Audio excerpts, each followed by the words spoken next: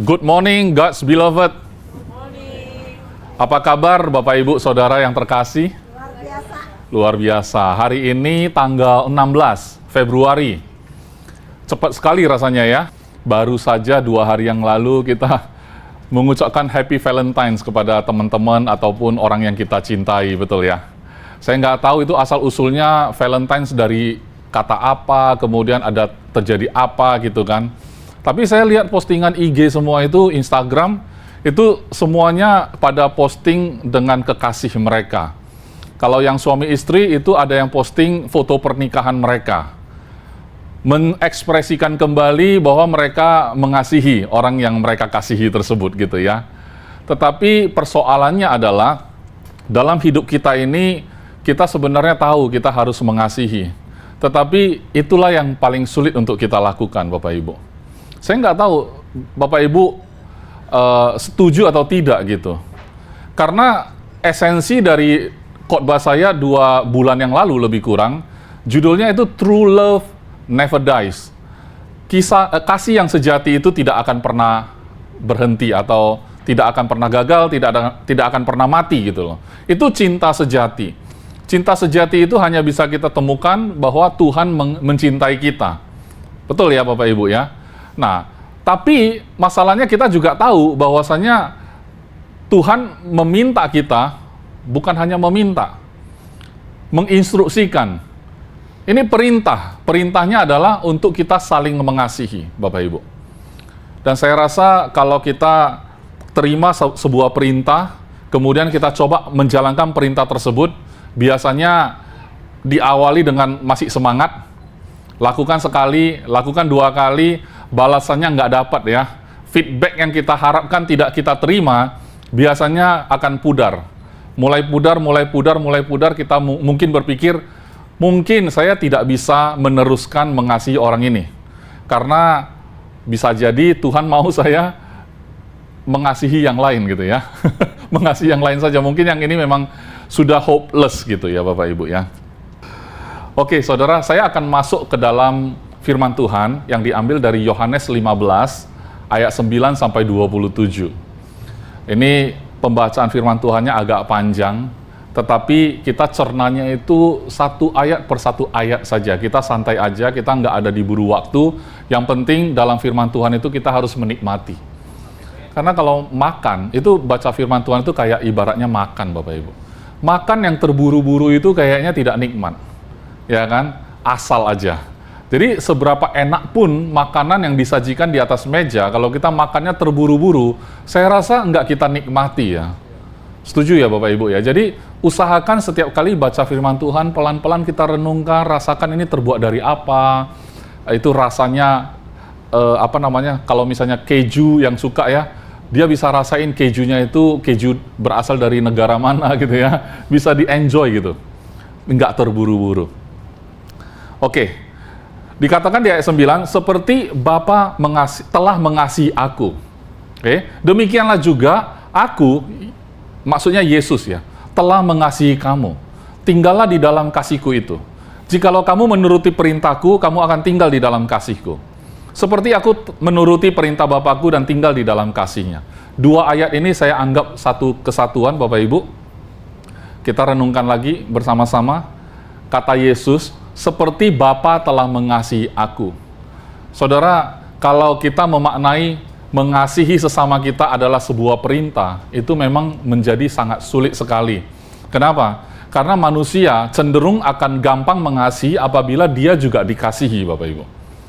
Persoalannya, kita tahu firman Tuhan, mungkin kita sering dengar khotbah pastor-pastor kan dari YouTube mungkin. Ya pokoknya kalau kita mengasihi, kalau kita menerima kasih itu terlebih dahulu, dan kita tahu bahwa kasih itu adalah kasih Bapa, kasih Tuhan, betul. Tetapi kenyataannya kita hanya gampang mengasihi kalau kita dikasih terlebih dahulu yang notabene datang dari manusia juga. Contoh ya, Anda datang ke tempat kerja. Di tempat kerja itu Anda tahu bahwa banyak sekali orang yang di dalam kantor itu tidak senang sama Anda. Anda merasa Anda tidak dikasihi di kantor itu.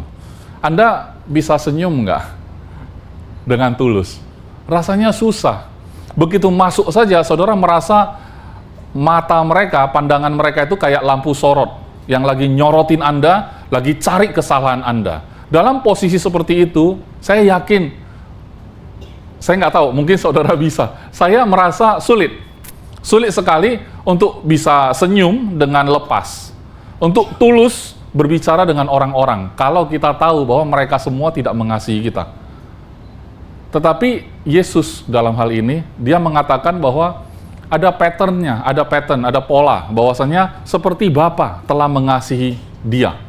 Seperti Bapa telah mengasihi Yesus. Satu fakta yang sangat membuat saya agak terbangun gitu ya waktu baca ayat-ayat seperti ini. Kenapa Yesus tidak pernah mengambil Bapa jasmani dia sebagai referensi? Saudara pernah nggak membayangkan? Karena seringkali kita menjadikan alasan, pastor kan nggak tahu, dalam rumah tangga kami, saya seorang anak yang tidak pernah lihat sosok orang tua saya sendiri, papa saya dalam hal ini. Pastor, kalau dalam hidupnya pastor mungkin enak ya, pastor hadir sebagai figur ayah bagi anak-anak pastor. Jadi mereka itu gampang membayangkan bapak mengasihi anaknya gitu. Tapi saya itu susah, pastor. Saudara harus ingat, Yesus tidak pernah mengambil Yusuf, bapak jasmani dia, sebagai gambar, sebagai referensi. Bahwa sebagaimana seperti Bapakku Yusuf telah mengasihi, enggak kan? Dia mengatakan seperti Bapa di surga telah mengasihi dia. Demikianan juga Yesus, yaitu Yesus sebagai manusia pada saat itu, telah mengasihi kamu, tinggallah di dalam kasihku itu. Kasihnya Bapa itu adalah tempat tinggal untuk kita. Tinggallah di dalam kasihku itu. Saya ambil terjemahan The Message ya Bapak Ibu ya. Saya akan coba bacain walaupun bahasa Inggris saya kurang bagus. I have loved you the way my Father has loved me. Make yourselves at home in my love. Santai ya. Ya. Buatlah dirimu seperti dalam rumahmu sendiri, di dalam kasihku itu. If you keep my commands, you will remain intimately at home in my love. That is what I have done, kata Yesus. Kept my Father's command and make myself at home in His love. Artinya, ayat 10, jikalau kamu menuruti perintahku, kamu akan tinggal dalam kasihku, kan, begitu ya. Dan kemudian juga, itu juga yang aku lakukan, kata Yesus. Aku juga tetap menuruti perintah Bapakku dan aku tinggal dalam kasihnya tersebut. Dia juga merasakan kasih Bapaknya adalah tempat tinggal yang sejati. Bapak Ibu, saya nggak tahu tempat tinggal yang menurut Anda paling aman itu apa? Apakah hidup saudara yang dipenuhi dengan segala yang saudara butuh itu adalah tempat paling aman? Pastor, betapa indahnya kalau saya punya rumah berapa kali berapa lantai, kemudian dalamnya fasilitasnya apa, betapa bahagianya aku kalau seandainya nanti di rumahku itu ada penghuninya, ada orang tua saya, ada anak-anak, kemudian nanti anak saya udah menikah, kalau bisa tetap aja di sana, lahirkan anak lagi jadi cucu-cucu gitu kan, kumpul satu, kumpulin semua. Mungkin saudara merasa nyamanlah hidup saudara, itulah arti dari kehidupan yang sejati gitu ya. Mungkin saudara berpikir begitu. Saudara pengen mengarahkan hidup saudara ke sana. Salah nggak sih? Secara manusiawi itu nggak ada yang salah, Bapak Ibu. Setiap manusia punya hak untuk berekspektasi, punya hak untuk bercita-cita. Seperti apa Anda gambarkan keluarga impian yang saudara mau gitu ya. Silakan saja. Tetapi saya mau kasih tahu satu berita, bahwa sebagus apapun yang saudara gambarkan, ya, dan seberapa persen pun saudara capai apa yang saudara gambarkan sendiri tersebut, tetap bukanlah satu tempat yang paling aman. Mengapa? Karena apa yang kita gambarkan itu, kalaupun kejadian, tetap tidak kekal, Bapak Ibu. Kalau bukan saudara yang meninggalkan barang itu juga bisa meninggalkan saudara. Atau kalau barang itu tidak meninggalkan saudara, saudara yang meninggalkan barang itu. Tidak ada yang kekal. Betul ya? Tetapi lihat Yesus. Mengapa dalam hidup dia, apapun yang dia hadapi dalam hidup, menurut saya Yesus tidak miskin ya saudara. Kalau saudara berpikir, pastor enggak kok, katanya kan Yesus itu kaya, rela menjadi miskin. Jadi waktu Yesus jadi manusia, pasti dia menjalani hidup orang miskin. Enggak saudara. Yesus tidak menjalani kehidupan orang miskin. Yesus itu kaya sekali. Ingat ya, waktu dia itu lahir di kandang, ya, itu bukan karena orang tuanya tidak punya duit untuk sewa hotel ya. Tetapi memang tidak ada tempat ya. Saudara baca lagi ulang, memang tempat penginapan itu nggak ada tempat. Nggak tahu apa yang terjadi ya. Pokoknya pada saat itu mereka cari penginapan tidak ada. Semuanya penuh. Akhirnya dapat tempat seperti itu. Dan pada saat dia hidup, saudara-saudara ingat, Yesus itu adalah anak keturunan dari Daud. Itu keluarga terhormat. Ya, garis keturunannya bangsawan, saudara. Pakaiannya pakaian mahal. Dan dia itu penampilannya udah pasti bagus sekali. Kalau tidak, orang tidak akan tertarik pada zaman itu. Dan tutur bahasanya itu sangat berpendidikan. Ya, kalau tidak, orang-orang yang berstatus rabi tidak mau mendengarkan dia berbicara. Itu Yesus itu punya posisi status sosial, ekonomi semuanya bagus, saudara.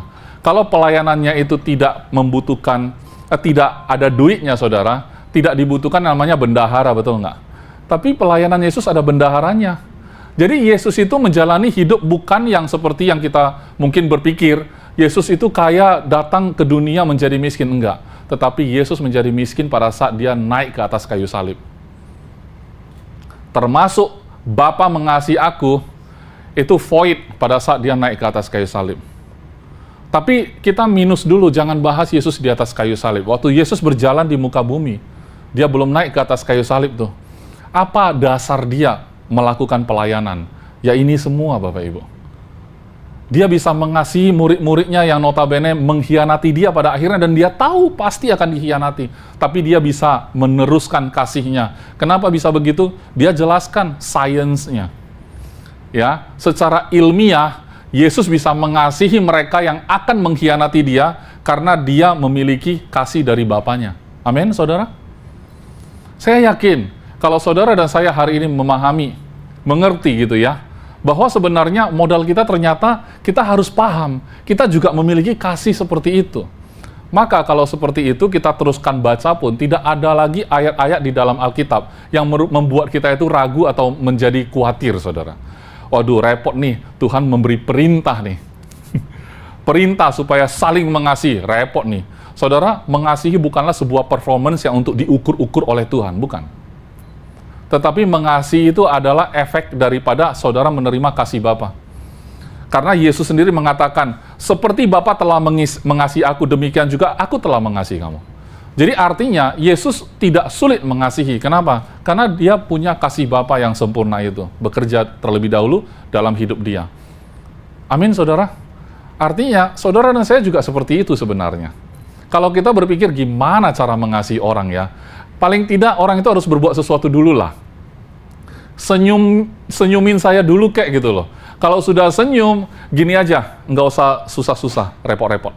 Kalau hari ini saya adalah public speaker, saya motivator, saya pembicara misalnya, saya dibayar nih. Tiba-tiba saya naik ke atas panggung, saya mulai bicara, ini adalah peserta training saya contohnya. Kalau saya lihat mereka nggak bisa senyum, saudara, saya akan coba bikin sampai orang senyum dulu, baru saya semangat. Mungkin saya telling a joke, mungkin saya membuat sesuatu yang membuat orang terima saya dulu. Saudara, betapa sulitnya kita bekerja kalau orang nggak terima kita. Betul nggak, saudara? Sulit sekali ya.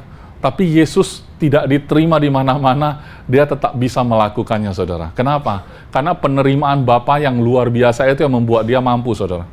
Kita tidak membutuhkan penerimaan orang dulu, saudara.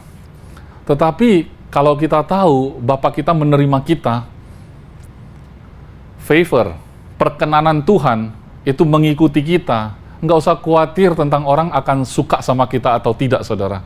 Karena kalau orang akan suka sama kita, kita tahu itu favor dari Tuhan. Amin. Kalau seandainya orang tidak suka sama kita juga, tidak masalah, saudara, karena ayat berikutnya yang kita baca, itu meneguhkan siapa kita. Amin. Berikutnya, semuanya itu ku katakan kepadamu, supaya sukacitaku, Yesus ya, ada di dalam kamu, dan sukacitamu menjadi penuh. Jadi sukacita ini bisa penuh, bisa kosong gitu ya. Ya.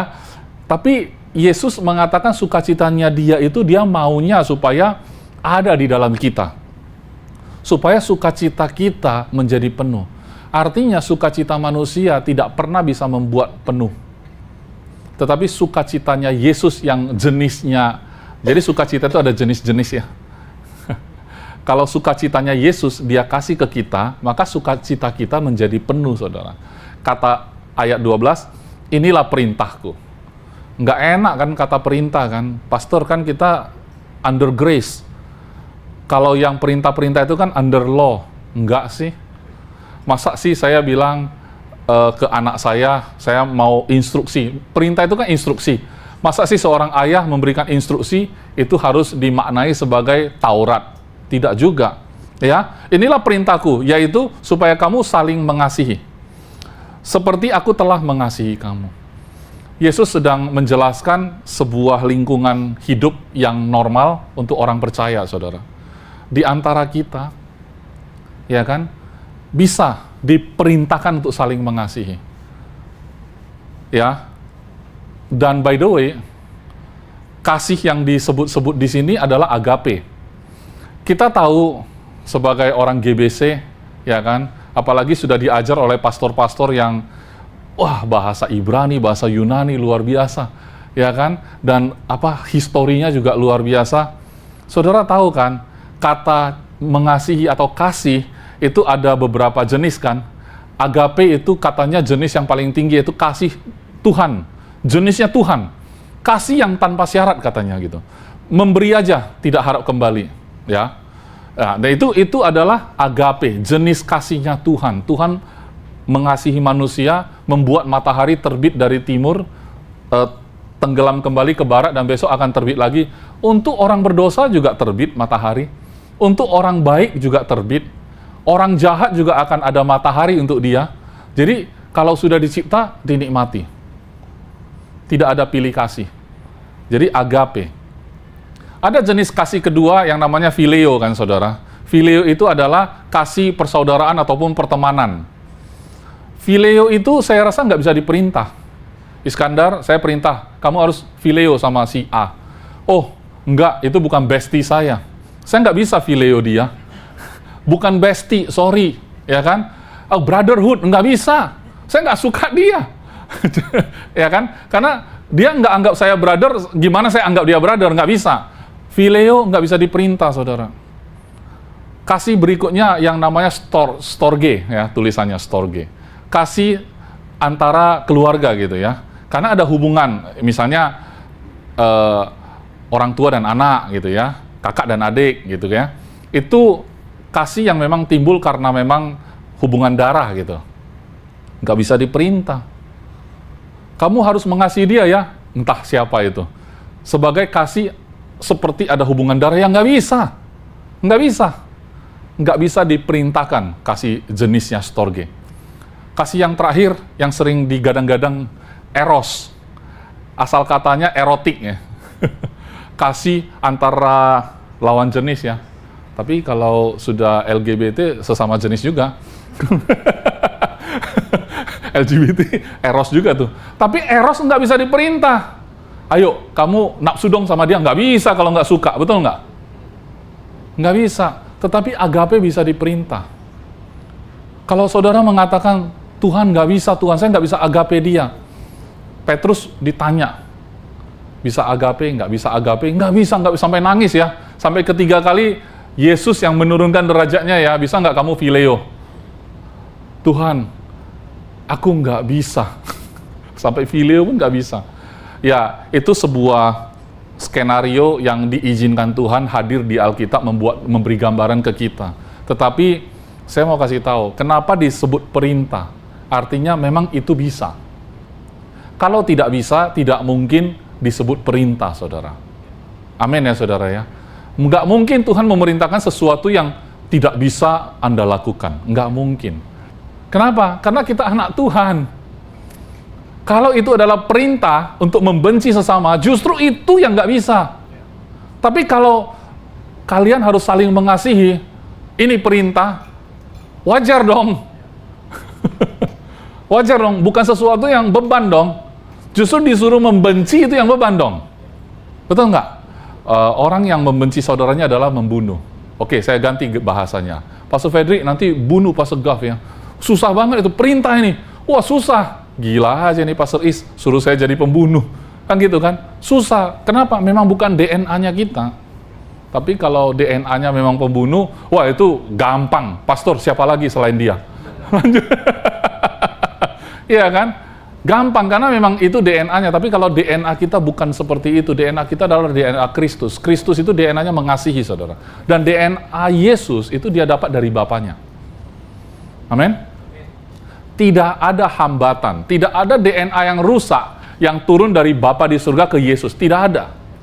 Kadang-kadang itu kenapa kita lihat ya, bapaknya baik. Anaknya kok nakal banget ya. Kok DNA bapaknya nggak nurun ya?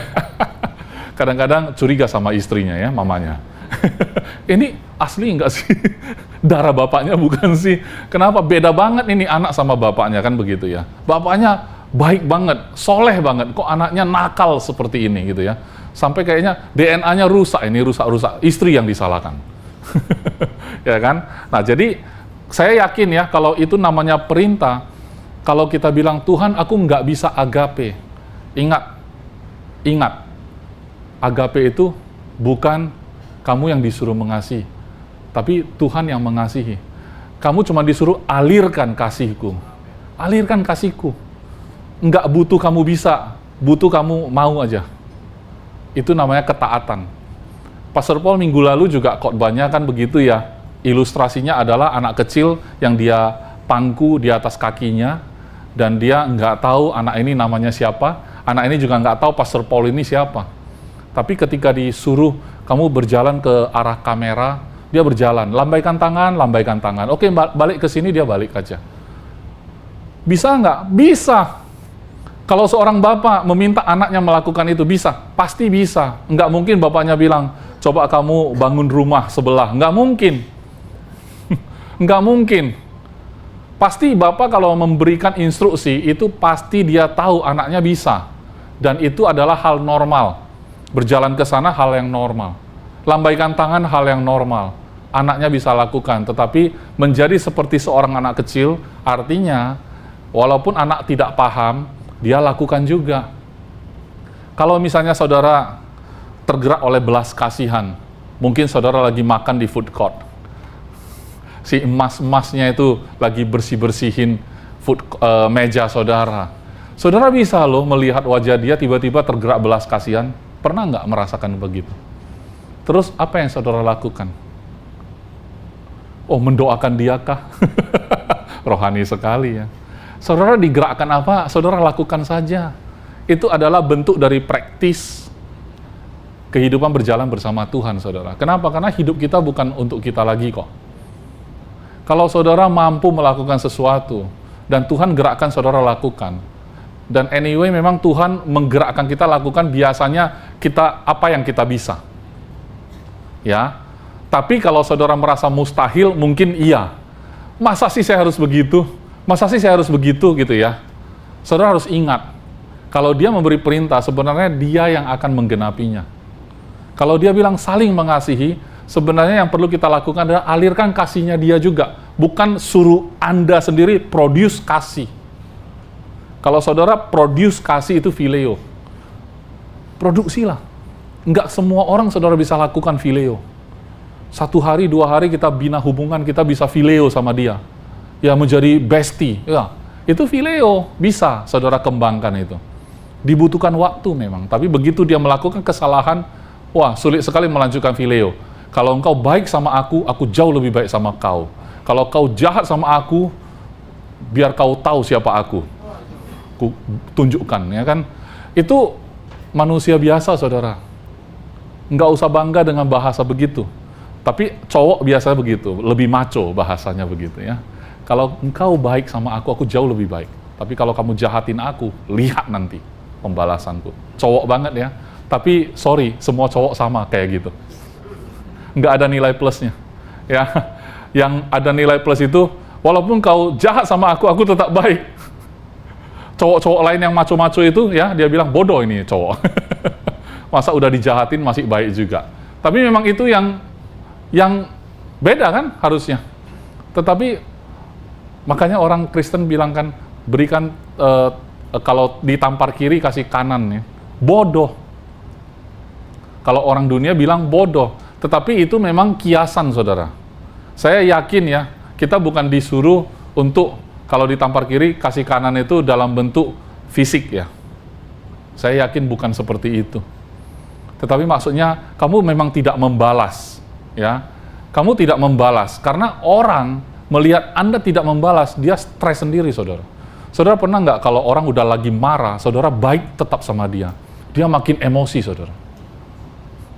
Kalau di Amsal kalau nggak salah ya, itu ibaratnya menaruhkan bara api di atas kepalanya orang ini. Tapi kalau saudara ikutan marah, wah puas, memang dia mau itu.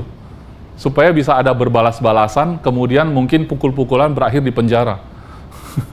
Puas dia. Karena seseorang pasti kena hukum gitu ya. Tapi ketika seseorang tidak ada yang dihukum, dia marah-marah mau curahkan nggak bisa, saudara juga tetap santai gitu ya. Dia emosinya nggak bisa diselesaikan. Itu lebih stres loh, saudara. Jadi saya sarankan, bukan perintah. Kalau perintah biar Yesus aja. Kalau saya cuma menyarankan, saudara. Ketika orang mungkin, ini reminder untuk saya juga. Kalau dia nggak suka sama saudara, dia marah-marah sama saudara, saudara nggak usah melanjutkan, ya, melanjutkan. Saya ngomong untuk diri saya juga. Kalau saudara ikut melanjutkannya lagi, itulah letak kepuasan dia.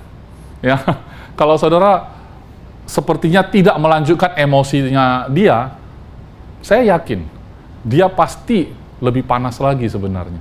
Tapi tujuan kita nggak balas bukan bikin dia panas terus nanti stroke, bukan. Tapi saudara akan melihat masalah kelar dengan sederhana. Kalau saudara berbalas pantun terus, masalah nggak kelar-kelar, saudara. Nanti itu kebencian, itu nurun sampai anak cucu. Omongin terus, nggak pernah selesai. Itu bisa sampai ke anak cucu. Ya, sesuatu dendam yang belum selesai, dia cerita ke anak. Anak cerita-cerita sampai bangsa-bangsa. Luar biasa. Ya, antara bangsa itu nggak pernah akur. Gara-gara apa? Diceritain terus, turun-menurun. Ya, sampai kepada anak cucu, anak cicit, ya, itu yang menyebabkan seperti itu. Berikutnya ayat 13. Ayat 13. Tidak ada kasih yang lebih besar daripada kasih seorang yang memberikan nyawanya untuk sahabat-sahabatnya. Kamu adalah sahabatku, jikalau kamu berbuat apa yang kuperintahkan kepadamu.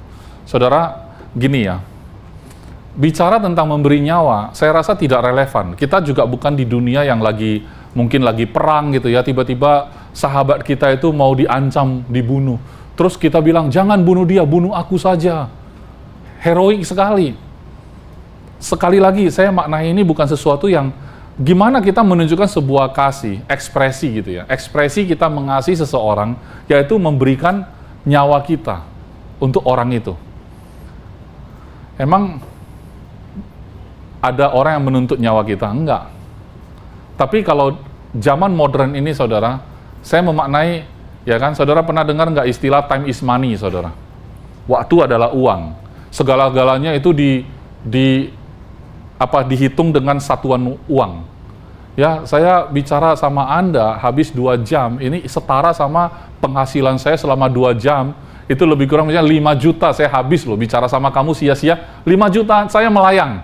Semua dikalkulasi pakai uang. Time is money. Kalau saya nggak bicara sama kamu, saya keluar sana, mungkin saya bisa menghasilkan sudah 5 juta. Saya habisin waktu saya habis sama kamu. Saudara cuma waste time. Tapi saya mau bilang, time is life, bukan money. Kalau saudara nggak paham, saudara harus ke ICU jalan-jalan, saudara ya. Coba jalan-jalan ke ICU. Apakah mereka mendefinisikan time is money atau time is life? Karena money cannot buy your lifetime. Ya, ada uang banyak, mau extend 2 hari lagi pun belum tentu bisa. Iya dipasangin ini oksigen, tetapi organnya sudah nggak bisa, saudara. Duit masih ada, tapi tubuhnya, fisiknya sudah nggak bisa. Life is over. Time is over. Life is ended. Artinya, nyawa itu, karena bahasa Indonesia nyawa, tapi kan bahasa Inggrisnya life kan, giving his life. Tidak ada kasih yang lebih besar daripada seorang memberikan hidupnya, saudara. Nyawa itu hidup. Memberi hidup itu bukan berarti matiin nyawamu untuk dia, bukan. Kamu spend time sama dia, kamu korbankan perasaanmu, kamu habisin lifetime-mu bersama dia pun, itu namanya memberi nyawa, saudara. Saya sering joking sama istri saya, kali ini kamu beli hadiah apa untuk ulang tahun perkawinan kita? Saya bilang, nyawaku aja udah kukasih kok. Itu ciri-ciri cowok pelit, saudara.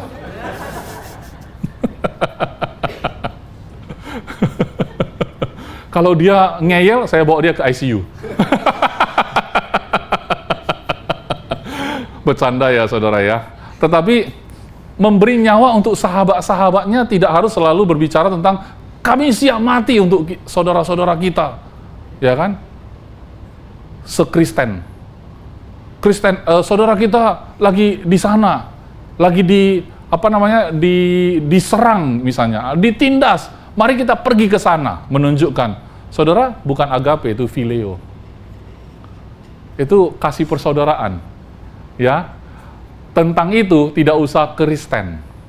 Semua agama begitu, ada rasa solidaritasnya.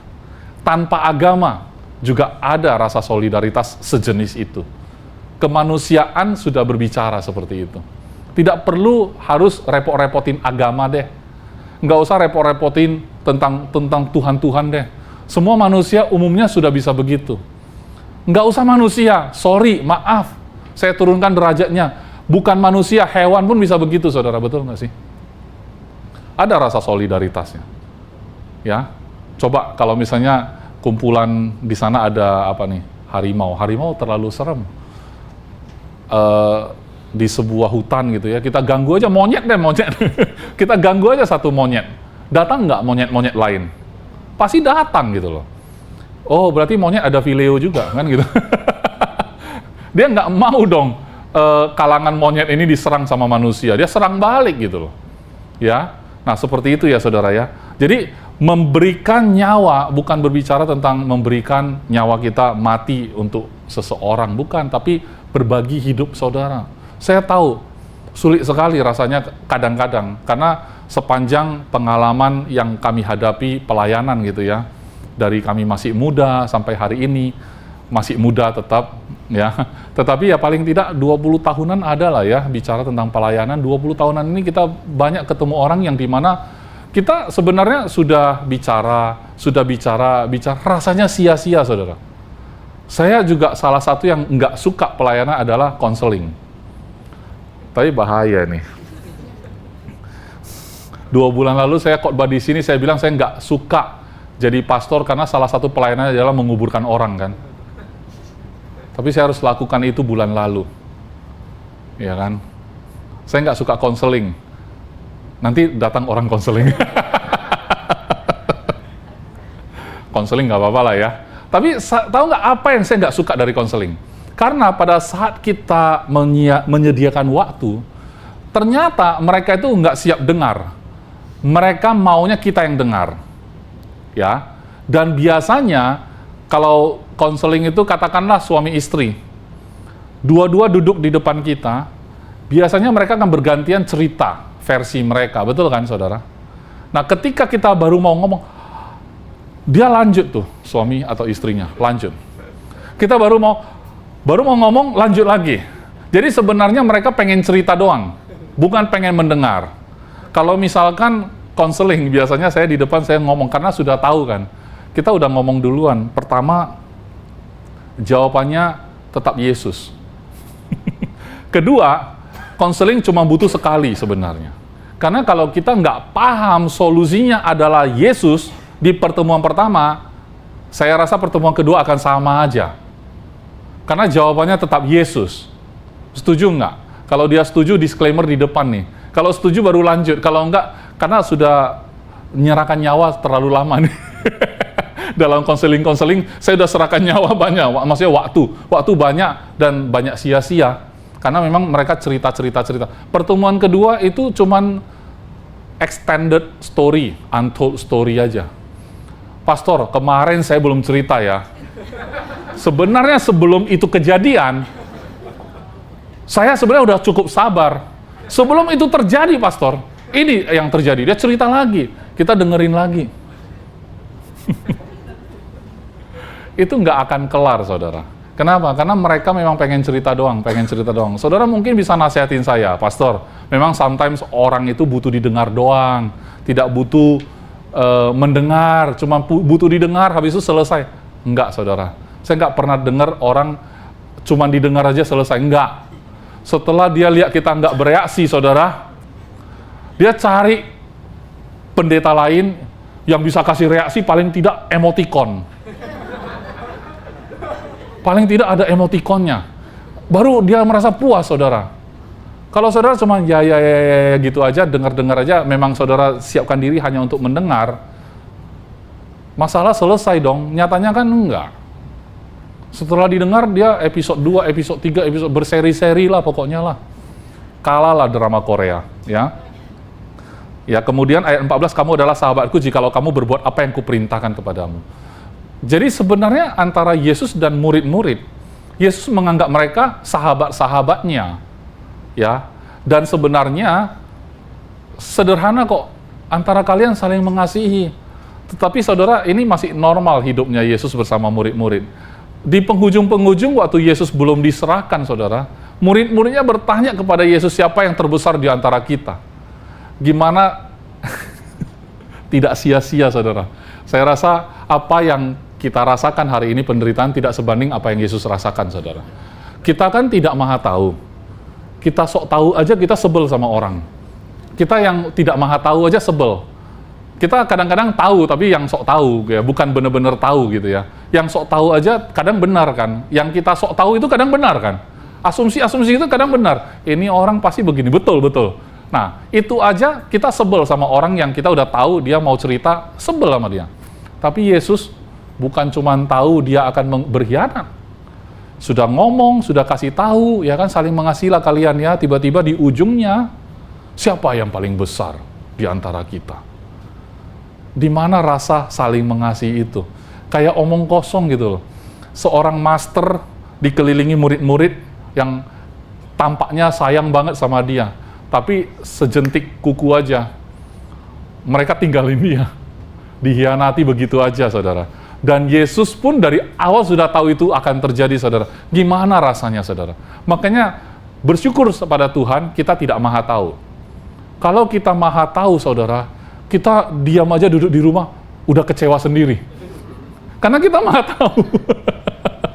Iya kan? Betul nggak? Gara-gara kita maha tahu, kita nggak menikmati hidup.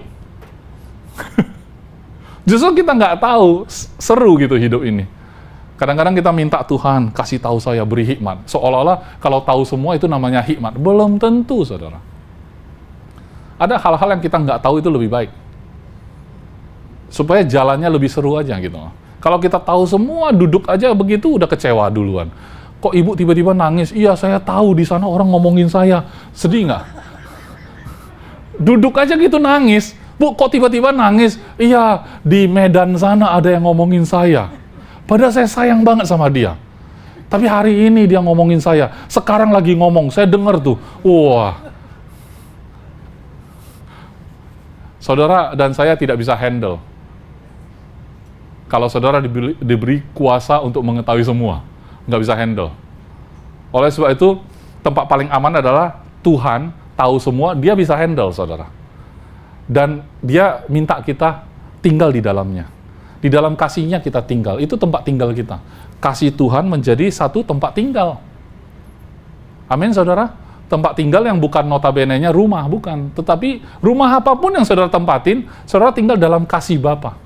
Itu tempat tinggal yang paling aman. Saudara tahu saudara dikasihi, itu paling aman.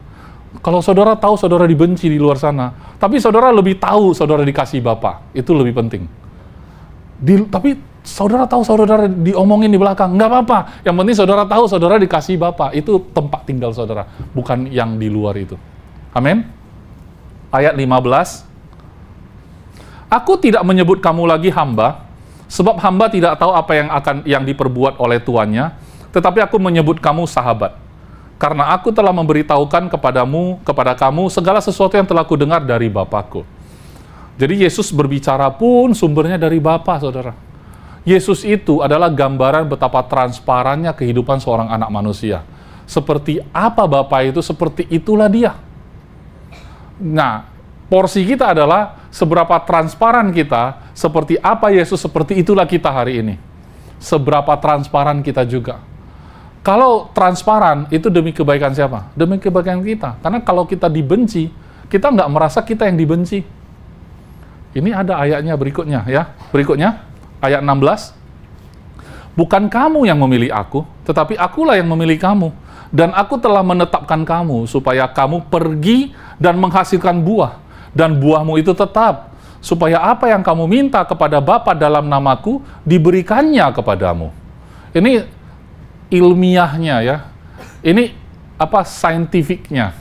Kenapa kita minta dalam nama Yesus, kita bisa dapat?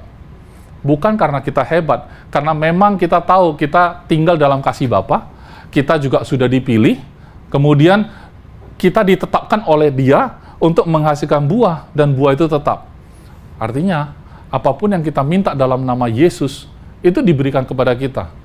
Semakin kita transparan, semakin kita merasa bukan kita lagi yang hidup, semakin kita paham itu, saudara, tidak ada lagi halangan yang membuat kita ragu.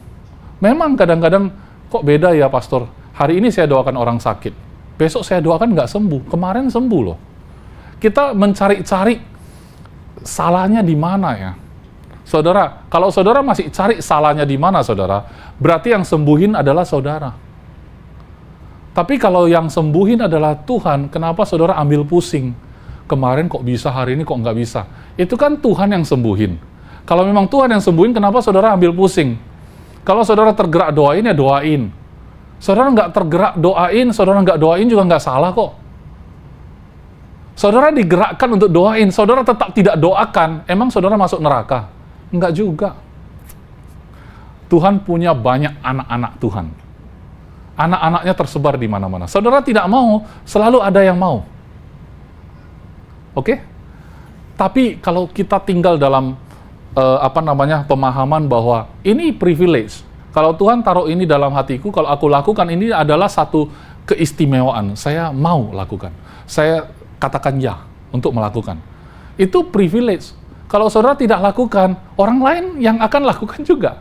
Tuhan menggerakkan semua hati anak-anaknya. Amin? Ya? Oke, kemudian ayat 17, inilah perintahku. Oke? Berapa kali saudara disebut ini perintah kepadamu. Kasihilah seorang akan yang lain. Ayat 18, jikalau dunia membenci kamu, ingatlah bahwa ia telah lebih dahulu membenci aku daripada kamu. Yesus memperhitungkan saudara dan saya sebagai dirinya sendiri, saudara. Amin, saudara? Kalau begitu, perhitungkanlah diri kita yang masih hidup ini punya daging sebagai milik Kristus. Pertanyaannya, saudara rela enggak? Ini on-off soalnya. Kadang-kadang bisa, pastor. Kadang-kadang nggak bisa. Kalau saya dimaki orang, saya pasti harus lawan. Kalau enggak, saya disebut orang bodoh. Saudara harus ingat, ketika orang benci sama saudara, sebenarnya dia benci sama Yesus. Yesus yang ngomong. Ya. Jadi nggak usah baper lagi lah. Kenapa? Yang mereka tidak hormati adalah Yesus, bukan saudara. Kalau saudara dipuji, sebenarnya mereka sedang puji Yesus. Nggak usah GR juga, saudara. Ini rumusnya ya, saudara ya. Yang saya sebut transparan tadi, ini rumusnya. Kalau saudara dibenci, Yesus bilang, bukan kamu yang dibenci, mereka lebih dahulu membenci aku. Oke? Karena identitas saudara melekat pada dia. Sama dengan waktu dipuji. Oke? Jadi kalau dibenci tidak usah down, dipuji tidak usah melayang. Kenapa? Karena kita terpaut sama Kristus. Amin? Oke, berikutnya. Sekiranya kamu dari dunia, tentulah dunia mengasihi kamu sebagai miliknya. Ya, phileo lah kita di antara dunia ini. Ya, brotherhood, ya. Oke? Pokoknya Bila perlu sumpah pakai darah. Darah diteteskan, minum darahnya. Biar kita punya satu darah gitu ya, sedarah. Jadi dari fileo bisa storge juga, pakai darah yang diteteskan itu. Tapi bukan agape kan, betul nggak? Jadi sekiranya kamu dari dunia, tentulah dunia mengasihi kamu sebagai miliknya. Tetapi karena kamu bukan dari dunia, melainkan aku telah memilih kamu dari dunia, sebab itulah dunia membenci kamu. Saudara harus tahu aja gitu, tahu. Yesus sudah pernah ngomong ini rupanya. Jadi sesuatu yang wajar ketika dunia rasanya tidak bersahabat sama kita. Itu bukan persoalan, karena dunia bukan rumahmu. Rumahmu adalah kasih Bapa. Kita tetap live in this world, tapi sebenarnya rumah kita adalah kasih Bapa tadi itu. Jadi yang menaungi kita adalah kasih Bapa dari ayat yang kita baca di pertama kali. Kemudian berikutnya, ayat 20, ingatlah apa yang telah kukatakan kepadamu.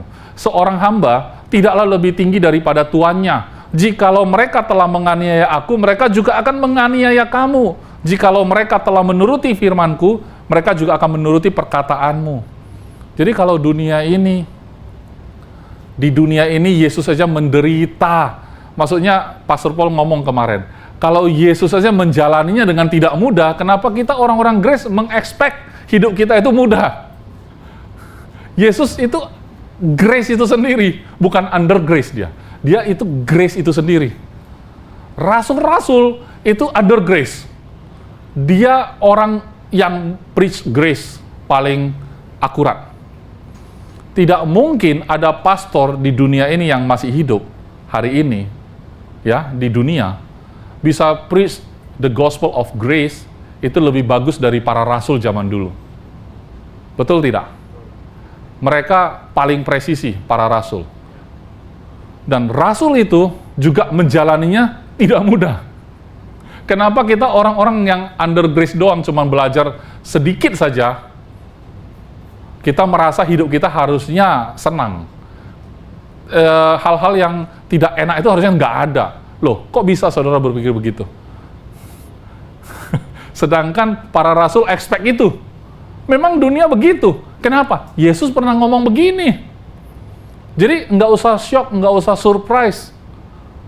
Kalau saudara baca firman Tuhan, hidup kita tidak ada yang surprise. Firman Tuhan terlebih dahulu memberitahu kita. Amin, saudara. Kenapa anak-anak tertentu hidupnya bisa surprise-surprisean? Karena di rumah nggak diajar. Nanti di luar sana akan kejadian begini, akan ketemu begini, manusia banyak modelnya, begini-begini, diajarin nggak sama orang tua. Kalau diajarin, waktu dia keluar sana, oh ya papaku pernah ngomong, betul nggak?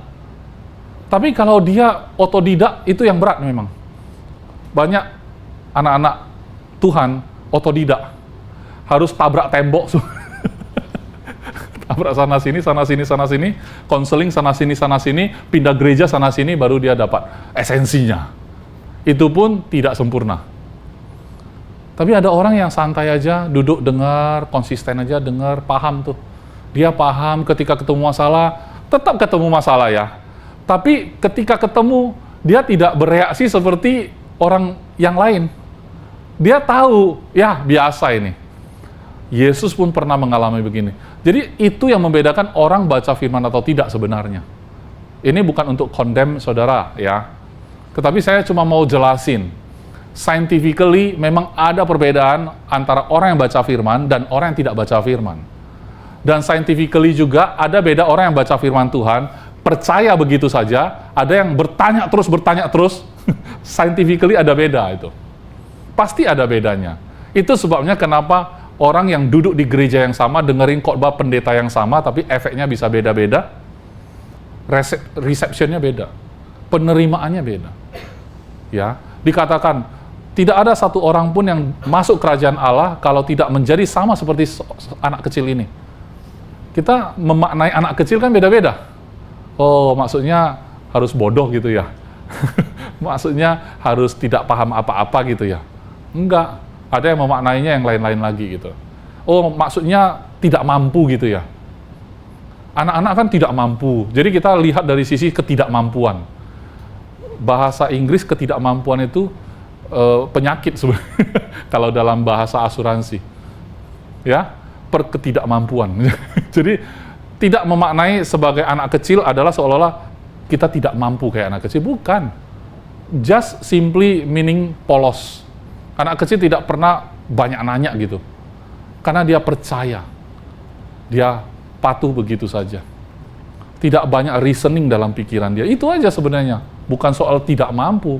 Kan Tuhan juga suruh dia jalan sesuatu yang dia mampu gitu ya. Tidak ada urusan sama saudara mampu atau enggak sebenarnya. Kalau Tuhan berfirman, saudara baca, nggak usah pikirin saudara mampu atau enggak. Toh yang lakuin dia juga nanti. Melalui hidupmu. Amin. Kemudian berikutnya. Tetapi semuanya itu akan mereka lakukan terhadap kamu karena namaku, sebab mereka tidak mengenal dia yang telah mengutus aku. Jadi kalau orang menganiaya orang-orang percaya pada zaman dulu, ini murid-murid ya spesifik ya, yang nantinya akan berubah menjadi rasul ya. Jadi Yesus bicara sama murid-murid yang belum bertransformasi ya saudara. Saudara kalau baca Gospel, Matius, Markus, Lukas, Yohanes, itu ada interaksi antara Yesus dan murid-murid. Itu agak belum jadilah muridnya itu. Tahu nggak kenapa? Karena nanti di ayat penutup, sebenarnya Roh Kudus ini berperan, saudara. Kenapa murid-murid bisa jadi rasul? Karena Roh Kudus turun dalam hidup para murid, baru menyatu menjadi rasul. Nah, saudara, privilege-nya bukan kayak murid sebelum ada Roh Kudus, tetapi privilege saudara dan saya adalah seperti rasul-rasul yang sudah terima Roh Kudus. Amin. Dan itu sebuah shortcut yang luar biasa.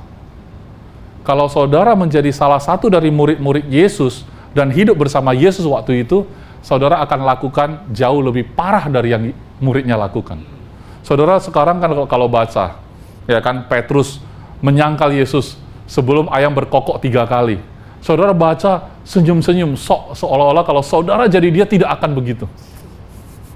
Biasa begitu. Kalau kita nonton film, kita lihat karakternya nih. Wah, kalau saya jadi dia, saya bodoh banget kayak dia. Saya nggak mau kayak dia, betul kan? Tapi begitu masuk ke dalam, saudara berbuat lebih parah dari dia. Kayak cerita time traveling yang saya sering pakai itu contoh. Ya kalau bisa time traveling, saya masuk ke zaman Adam sebelum dia makan. Saya akan stop dia makan buah itu.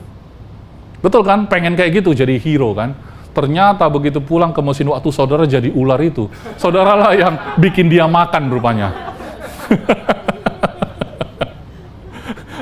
Mengacaukan lebih parah kan gitu. Oke, berikutnya.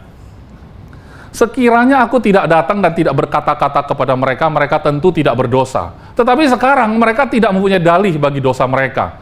Barang siapa membenci aku, ia membenci juga Bapakku. Artinya gini loh, kalau orang sudah melihat apa yang Yesus lakukan, kalau belum melihat sih oke. Sekarang Yesus satu demi satu sudah memenuhi, menggenapi. Semua yang Yesus lakukan, tindak tanduknya itu menggenapi apa yang ada di dalam perjanjian lama. Apa yang ada di dalam kitab para nabi, satu-satu digenapi, saudara. Sekarang masih juga menyangkal. Memang dasar mereka akan membenci Yesus. Mereka yang justru menyalibkan Yesus. Walaupun mereka tahu, ini menggenapi loh yang lalu itu. Kitab para nabi yang kami tahu sebenarnya merujuk pada orang ini. Tapi salibkan dia. Kenapa? Gara-gara orang ini kita bokangkau. Iya, orang-orang ahli Taurat itu tidak ada bisnis lagi kalau Mesiasnya benar-benar datang. Berarti kan persembahan korban tidak perlu lagi. Apa tugas mereka? Jobless. Makanya nggak senang. Tuhan, walaupun menggenapi apa yang sudah menjadi agenda, ya orang Israel itu ngerti agenda loh sebenarnya. Ini zamannya ini zamannya. Dia bisa baca sebenarnya. Sebenarnya kalau mau jujur, mereka tahulah Yesus itu Mesias sebenarnya. Karena semua bukti mengarah ke sana. Tapi ya itu lebih banyak mudaratnya bagi mereka daripada manfaat. Salibkan aja. Tapi dengan kebodohan itu, mereka menggenapi juga apa yang Bapak mau. Kalau tidak disalibkan hari ini, saudara dan saya tidak beroleh pengampunan juga sih. Jadi, kita berutang budi. Sama orang-orang yang mengatakan, salibkan dia gitu ya. Yesus bilang, ampuni mereka tidak tahu apa yang mereka lakukan. Tusuk, dung. Tapi gara-gara mereka lah tergenapi karya salib Yesus Kristus bagi kita. Amin. Berikutnya, sekiranya aku tidak melakukan pekerjaan di tengah-tengah mereka seperti yang tidak pernah dilakukan orang lain, mereka tentu tidak berdosa. Mereka nggak bersalah kalau belum ada bukti-bukti penggenapan. Tetapi sekarang, walaupun mereka telah melihat semuanya itu, namun mereka membenci baik aku maupun Bapakku. Berikutnya, tetapi firman yang ada tertulis dalam kitab Taurat mereka harus digenapi. Titik 2, mereka membenci aku tanpa alasan. Ini dapat dibaca di Mazmur. Ada dua posisi di mana sebenarnya Yesus itu adalah gambaran manusia yang dibenci tanpa alasan. Jadi saudara, pernah nggak dibenci tanpa alasan? Atau saudara membenci orang tanpa alasan? Lebih parah lagi. Saya nggak tahu, pokoknya ngelihat dia aja, benci aja. Saya ngelihat muka dia aja, nggak suka aja. Emang dia salah apa? Nggak tahu, pokoknya nggak suka aja. Ada orang kayak gitu. Yesus pernah ngalamin itu, saudara. Yesus pernah ngalamin itu. Dia sebenarnya nggak ada alasan kenapa harus benci. Orang mati dibangkitkan, masa harus dibenci? Orang buta, dia celikkan matanya, masa orang kayak gitu dibenci? Ya kan, orang kerasukan setan, diusir setannya, dibenci. Memulihkan hidup orang-orang, dibenci, saudara. Makanya saudara, kalau dalam pelayanan saudara ketemu masalah A, B, C, kecil, terlalu kecil, saudara. Terlalu kecil. Dalam pelayanan Yesus, itu dia hadapi yang paling besar. Dia benci tanpa alasan, dibenci tanpa alasan. Ayat 26. Ayat 26, jikalau penghibur yang akan kuutus dari Bapa datang, yaitu roh kebenaran yang keluar dari Bapa, ia akan bersaksi tentang aku. Jadi Yesus itu selesai karyanya setelah di atas kayu salib, hari ketiga dia bangkit, 40 hari kemudian dia naik ke surga, duduk di sebelah kanan Allah Bapa. Selesai. Yesus selesai. Tapi roh kebenaran yang keluar dari Bapa turun ke atas mereka, murid-murid, saudara dan saya hari ini. Dan ia, yaitu roh kebenaran itu akan bersaksi tentang Yesus. Yesus duduk. Sampai hari ini kita bersaksi tentang Yesus. Hidup kita adalah kesaksian tentang Yesus. Kenapa? Karena roh kebenaran itu hidup dalam saudara dan saya. Amin. Penutupnya ayat 27. Tetapi kamu juga harus bersaksi, karena kamu dari semula bersama-sama dengan aku. Saudara dan saya, hari ini hidup kita, kalau namanya bersatu dengan hidupnya Yesus, itu nggak bisa dipisah, saudara. Kalau Pastor Paul suka pakai analogi bahwa kita tinggal dalam Kristus. Oke? Kalau kita tinggal dalam Kristus, artinya yang bisa dilihat adalah Kristus, karena kita di dalam Dia. Kalau Bapa melihat kita, Dia melihat Yesus, nggak melihat kita lagi. Saudara jungkir balik, ya tapi kadang saya percaya, kadang saya nggak percaya, kadang saya berhasil, kadang saya gagal, Pastor. Tapi selama saudara dalam Kristus, Bapak tidak melihat itu. Bapak melihat Yesus. Amin. Bapak memalingkan wajahnya ke sebelah kanan pun, duduk di sebelah kanan Dia adalah Yesus, kita ada di dalam. Dia berkenan sama kita. Dan tempat paling aman untuk kita adalah itu, duduk di sebelah kanan Allah Bapa. Dan tentu kasih Bapa itu yang tidak bersyarat, tidak berbatas, tidak pernah gagal, tidak pernah berakhir, kekal, itu menjadi tempat tinggal kita.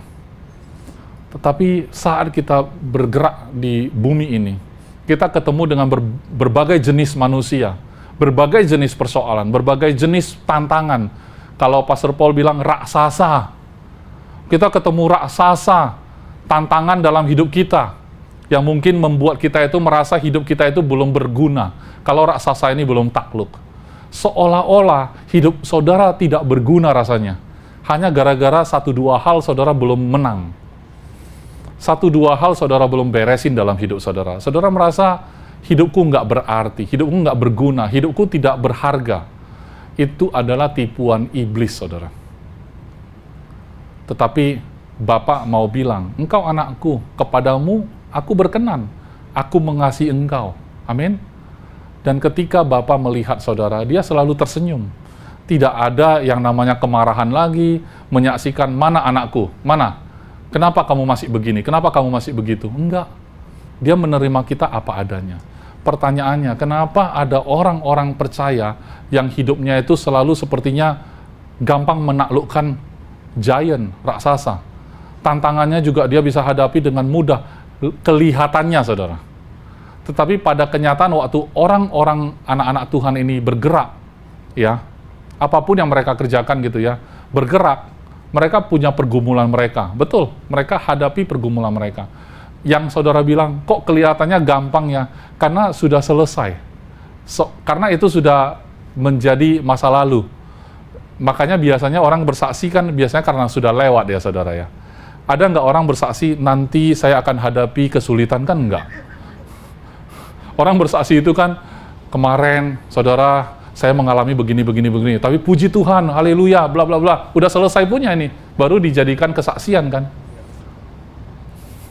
Tetapi sama, Yesus mati bagi kita itu juga sudah kejadian punya. Kesaksian kita sama, tentang apa yang Yesus sudah lakukan. Sesuatu yang sudah berakhir, berlalu gitu loh. Tetapi ingat saudara, apa yang nanti saudara hadapi, itu juga akan jadi kesaksian. Kenapa? Nanti dan kemarin, atau sekarang sedang dihadapi, di mata Tuhan tidak ada timeline. Dia hidup dalam kekekalan. Semuanya sudah selesai. Semuanya bagi Tuhan sudah selesai. Sampai ekstrimnya saudara. Waktu adik laki-laki saya, tapi kami semua laki-laki sih. 6 bersaudara laki-laki semua. Adik saya ada yang meninggal ya di usia 35. Anaknya masih kecil waktu itu. Mertuanya nanya saya. Mertuanya bukan orang Kristen. Dia bilang, saya percaya adikmu yaitu menantu kami pasti masuk surga. Cuman saya penasaran, dia masih bisa sedih nggak ngelihat istri dan anaknya hidup di dunia? Dia nanya begitu.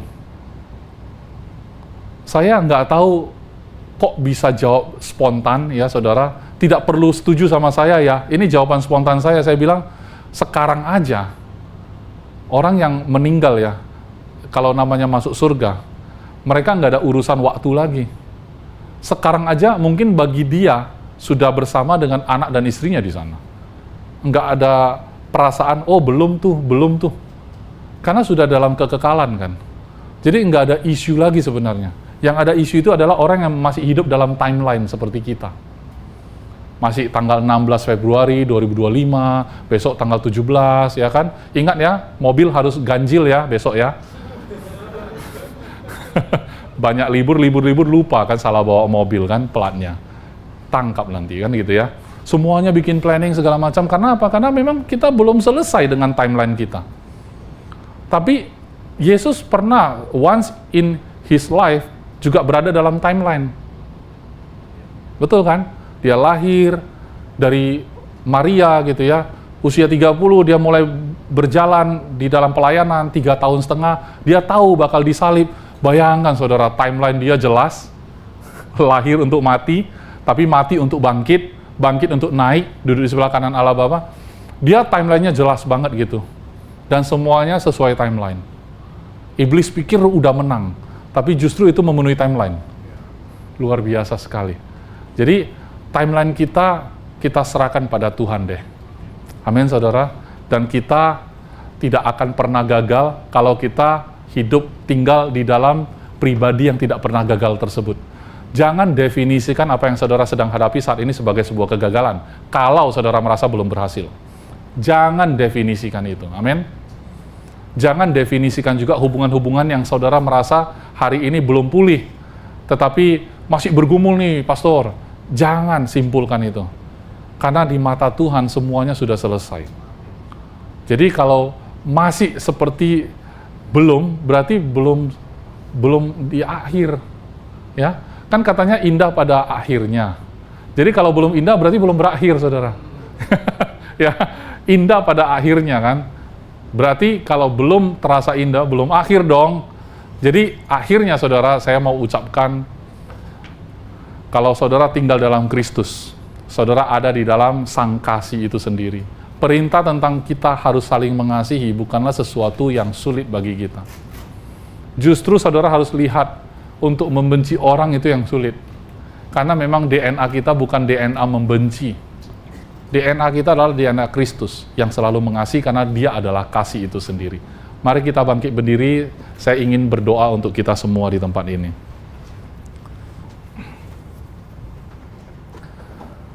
Bapa yang baik, Sekali lagi kami datang ke hadapan-Mu di dalam nama Yesus Kristus. Kami mengucapkan syukur buat hidup yang sudah Engkau berikan kepada kami. Bahkan pada hari ini ketika kami baca dari Yohanes 15 ayat 9 sampai 27, kami menyaksikan betapa Engkau pada saat Engkau sendiri datang ke atas muka bumi, mengambil wujud seorang manusia pun. Engkau melakukannya itu karena Engkau menerima kasih dari Bapa. Dan kami percaya, seperti apa yang Engkau jalani dalam kehidupan-Mu selama di atas muka bumi ini, seperti itu jugalah kami harus menjalani hidup kami. Karena pada saat Engkau masih memberikan waktu kepada kami untuk berjalan di atas timeline, di atas muka bumi ini, maka ini sebuah peluang, ini sebuah privilege bagi kami, anak-anak-Mu, untuk mengekspresikan, mengizinkan kasih dari Bapa itu tersalur kepada orang-orang yang Kau kasihi juga di sekeliling kami, melalui hidup kami masing-masing. Terima kasih Tuhan, melalui pemberitaan firman-Mu, kami diingatkan bahwa hidup kami bukanlah milik kami lagi, tetapi milik Engkau, Tuhan Yesus. Terima kasih juga Engkau sudah mengingatkan bahwa identitas kami terpaut dengan identitas Engkau.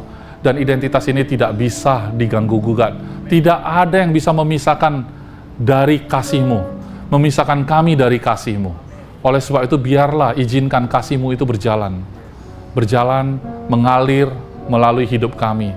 Sehingga setiap kali bila kami melihat ada kehidupan orang-orang yang berubah oleh karena apa yang kami ucapkan, karena kasih yang kami sampaikan, kami sentuh hidup mereka, kami tahu bahwa itu adalah Engkau, bukan kami sendiri. Terima kasih Tuhan Yesus. Kami benar-benar bersyukur untuk keluarga besar di God's Beloved Church di tempat ini. Tuhan, Kau persatukan kami, tentu ada tujuannya. Tuhan, Kau pererat kami di dalam ikatan kasih seperti yang Kau perintahkan. Di antara kami, sewajarnya kami saling mengasihi. Tuhan, terima kasih. Engkau yang memberikan, menambahkan satu demi satu anggota baru di tempat ini. Tetapi jauh dari itu, kami ingin setiap orang yang sudah ada di tempat ini atau yang akan bergabung nanti, Tuhan, bisa merasakan kasih-Mu mengalir dalam hidup mereka. Terima kasih Bapa, terima kasih. Terima kasih buat hari ini. Teruslah berbicara kepada setiap kami yang ada di tempat ini dan keluarga kami. Berbicara terus dalam sehari-hari dalam hidup kami. Terima kasih Bapa untuk kasih-Mu yang luar biasa ini. Dalam nama Yesus, semua yang sudah diberkati sama-sama katakan, amin.